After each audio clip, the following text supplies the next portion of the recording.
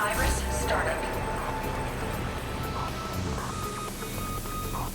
Iris shut down.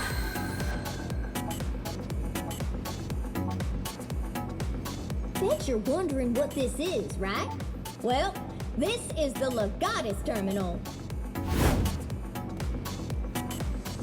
If you connect your Legatus, you can change your Legion's colors or perform maintenance. This review for Astral Chain has been the most difficult review I've ever written. Not because I don't know what to say, but because it's never been this hard to settle on a final score. Spoiler alert, the final score will be an 8 out of 10. It took a lot of thought to get to that score, and I'm not sure that it's the right one in the end, but that's what the game is getting. Hopefully, I'll be able to explain exactly why this decision was so difficult. Whether I explain it well or not, I hope you enjoy. Let's start with the weakest part of the game, its story.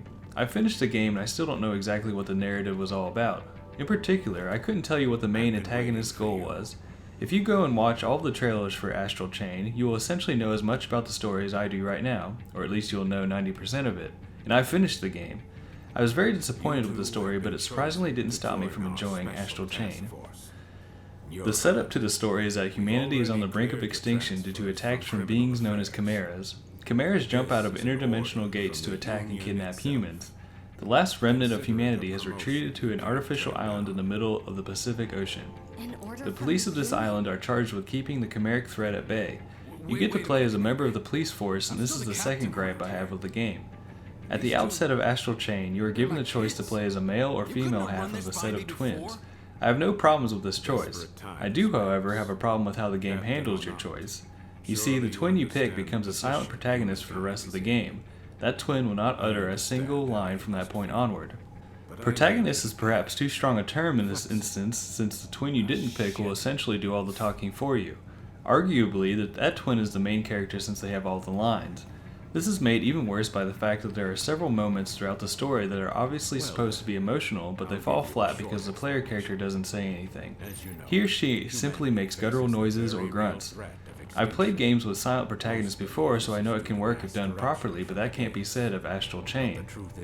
This silent protagonist problem is made even worse since your twin is probably the most annoying and stupid character I've ever seen in a video game. There were times when I literally facepalmed because I couldn't stand hearing my twin talk. That's how bad their lines were. I could have gotten behind Astral Chain's character selection scheme if it wasn't for the bad dialogue. Long story short, the narrative was severely hampered by the silent protagonist and annoying stupid twin. Astral Chain is a third-person action game developed by Platinum Games. Since you play as a police officer, the game is divided into files, essentially chapters. These files mostly consist of exploring a semi-open area filled with side content that becomes a corridor filled with combat encounters towards the end.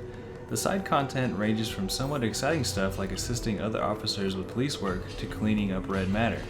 Red matter is essentially the material left over from a chimeric attack. More on how you clean up that matter later. A few side cases were fairly memorable, like the ones with Officer Carlos. Well, that's one more ne'er-do-well off the streets. While others were just mundane. This is my biggest problem with the side content in the game. Some was great while the rest was just plain boring.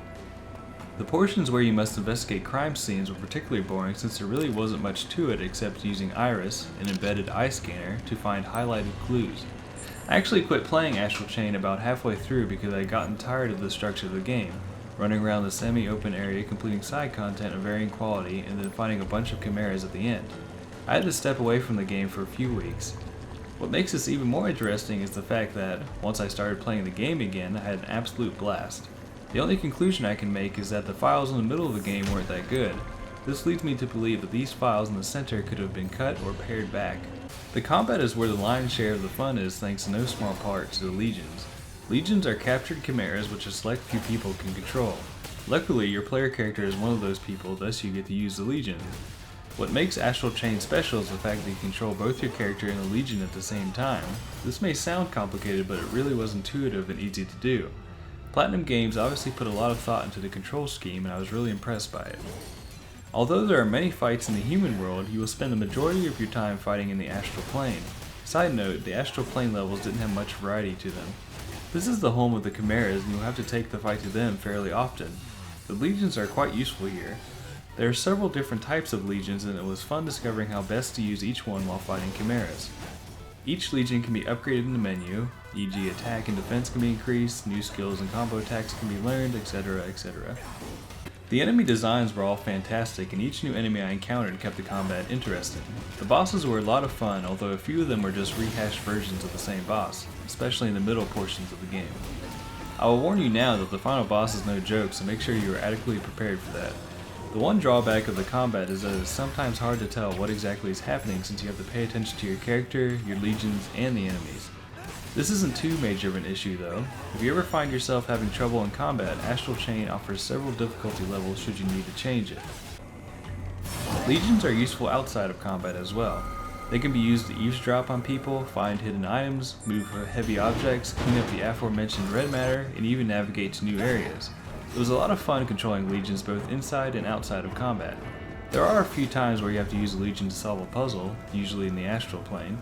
Although puzzle might be too strong a term since none of the puzzles were very hard. Regardless, I really enjoyed the Legion gameplay. Two things I absolutely love about Astral Chain are its visual style and soundtrack. The visuals are what I guess would be described as cel-shaded and is helped by the wide color palette. The OST is quite awesome and there's a ton of variety within it. The soundtrack is a little different than most games out there, which is probably why I like it so much. My favorite piece was the Neuron HQ theme. It never failed to lift my spirits.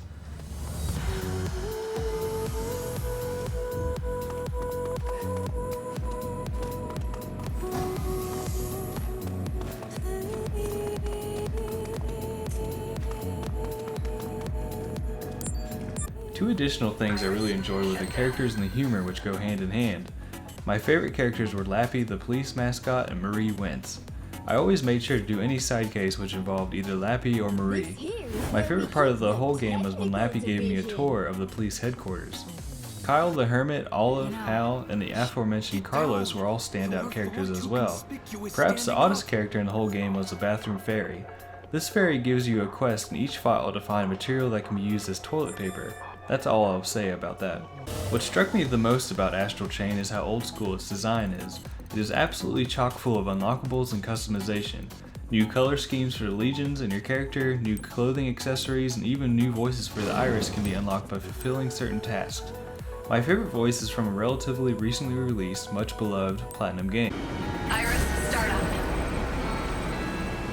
Iris, shut down. These tasks are called orders and there's a whole page in the menu dedicated to them. Once completed, these orders will yield new goodies. Just be sure to click on the order to unlock the rewards. Don't be like me and not realize this fact until the very end of the game. What makes Astral Chain even more old school is the fact that these unlockables make the game really replayable. This is because you can unlock new stuff by completing files on different difficulties.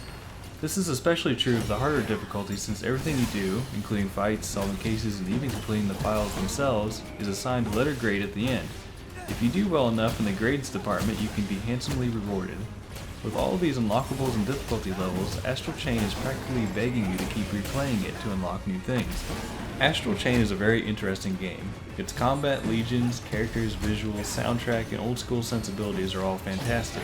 This is hampered, however, by its story, silent protagonist, annoying non-playable twin, the overall sameness of the astral plane, and the side content that is hit or miss.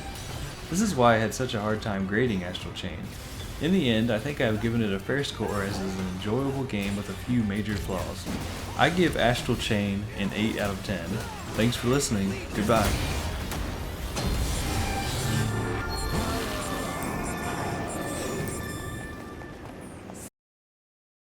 Alright, I forgot to write this properly into my review, so I'm just going to put it here. Performing maintenance on the legions was monotonous and not at all that exciting. Okay, bye!